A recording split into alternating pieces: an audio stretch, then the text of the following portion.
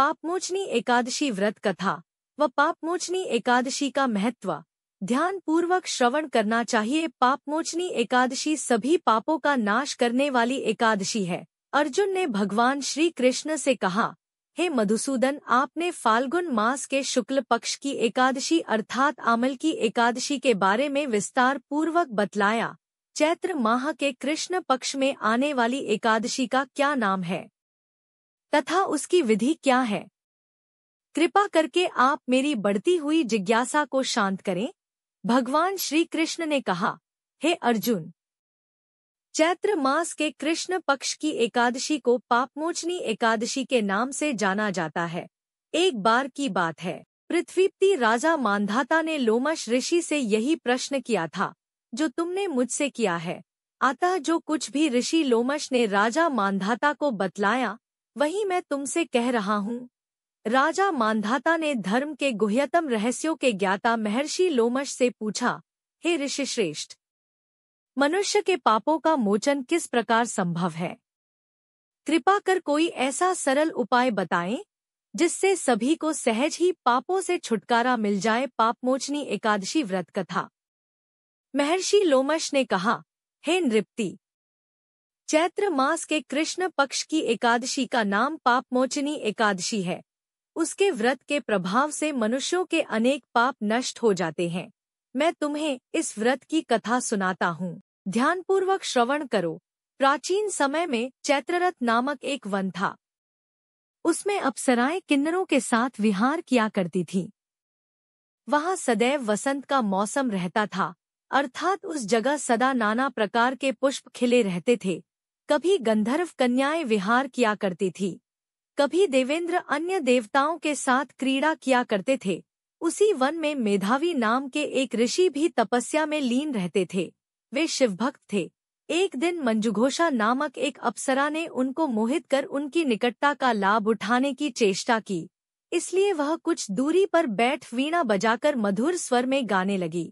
उसी समय शिव भक्त महर्षि मेधावी को कामदेव भी जीतने का प्रयास करने लगे। कामदेव ने उस सुंदर अप्सरा के भ्रू का धनुष बनाया, कटाक्ष को उसकी प्रत्यंचा बनाई और उसके नेत्रों को मंजुघोषा अप्सरा का सेनापति बनाया। इस तरह कामदेव अपने शत्रुभक्त को जीतने को तैयार हुआ। उस समय महर्षि मेधावी भी युवावस्था में थे और काफी हृष्टपुष्ट थे। उन्होंने यज्ञोपवीत तथा दंड धारण कर रखा था। वे दूसरे कामदेव के समान प्रतीत हो रहे थे। उस मुनि को देखकर कामदेव के वश में हुई मंजुघोषा ने धीरे धीरे मधुर वाणी से वीणा पर गायन शुरू किया तो महर्षि मेधावी भी मंजुघोषा के मधुर गाने पर तथा उसके सौंदर्य पर मोहित हो गए।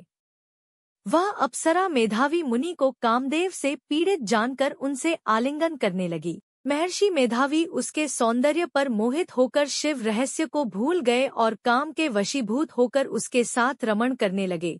काम के वशीभूत होने के कारण मुनि को उस समय दिन रात का कुछ भी ज्ञान न रहा और काफी समय तक वे रमण करते रहे। तदुपरांत मंजुघोषा उस मुनि से बोली, हे ऋषिवर, अब मुझे बहुत समय हो गया है, अतः स्वर्ग जाने की आज्ञा दीजिए। अप्सरा की बात सुनकर ऋषि ने कहा, हे मोहिनी, संध्या को तो आई हो, प्रातःकाल होने पर चली जाना। ऋषि के ऐसे वचनों को सुनकर अप्सरा उनके साथ रमण करने लगी। इसी प्रकार दोनों ने साथ साथ बहुत समय बिताया। मंजुघोषा ने एक दिन ऋषि से कहा, हे विप्र, अब आप मुझे स्वर्ग जाने की आज्ञा दीजिए। मुनि ने इस बार भी वही कहा, हे रूपसी, अभी ज्यादा समय व्यतीत नहीं हुआ है, कुछ समय और ठहरो। मुनि की बात सुन अप्सरा ने कहा, हे ऋषिवर, आपकी रात तो बहुत लंबी है।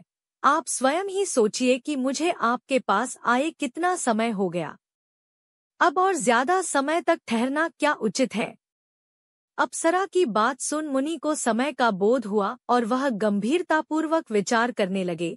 जब उन्हें समय का ज्ञान हुआ कि उन्हें रमण करते 57 वर्ष व्यतीत हो चुके हैं, तो उस अप्सरा को वह काल का रूप समझने लगे। इतना ज्यादा समय भोगविलास में व्यर्थ चला जाने पर उन्हें बड़ा क्रोध आया। अब वह भयंकर क्रोध में जलते हुए उस तप नाश करने वाली अप्सरा की तरफ भ्रिकुटी तान कर देखने लगे। क्रोध से उनके अधर कांपने लगे और इंद्रियां बेकाबू होने लगीं। क्रोध से थरथराते स्वर में मुनि ने उस अप्सरा से कहा, मेरे तप को नष्ट करने वाली दुष्टा, तू महापापिन और बहुत ही दुराचारिणी है। तुझ पर धिक्कार है। अब तू मेरे श्राप से पिशाचिनी बन जा। मुनि के क्रोधयुक्त श्राप से वह अप्सरा पिशाचिनी बन गई।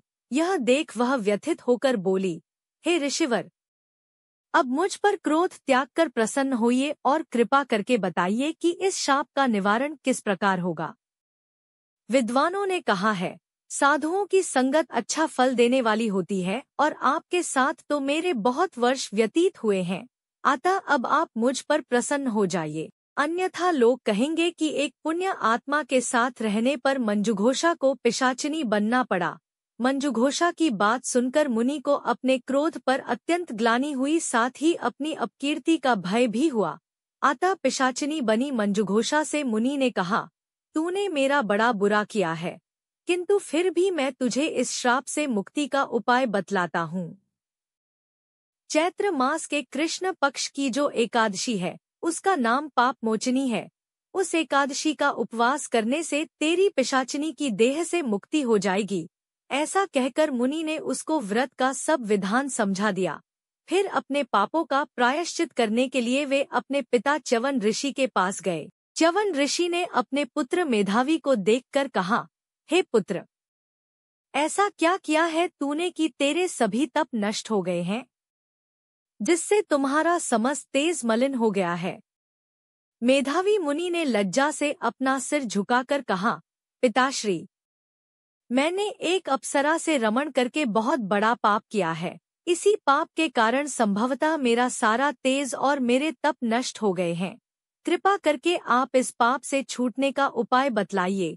ऋषि ने कहा, हे पुत्र, तुम चैत्र माह के कृष्ण पक्ष की पापमोचनी एकादशी का विधि तथा भक्तिपूर्वक उपवास करो, इससे तुम्हारे सभी पाप नष्ट हो जाएंगे। अपने पिता च्यवन ऋषि के वचनों को सुनकर मेधावी मुनि ने पापमोचनी एकादशी का विधिपूर्वक व्रत किया। उसके प्रभाव से उनके सभी पाप नष्ट हो गए। मंजुघोषा अप्सरा भी पापमोचनी एकादशी का उपवास करने से पिशाचिनी की देह से छूट गई और पुनः अपना सुंदर रूप धारण कर स्वर्गलोक चली गई। लोमश मुनि ने कहा, हे राजन, इस पापमोचनी एकादशी के प्रभाव से समस्त पाप नष्ट हो जाते हैं। इस एकादशी की कथा के श्रवण व पठन से 1000 गोदान करने का फल प्राप्त होता है।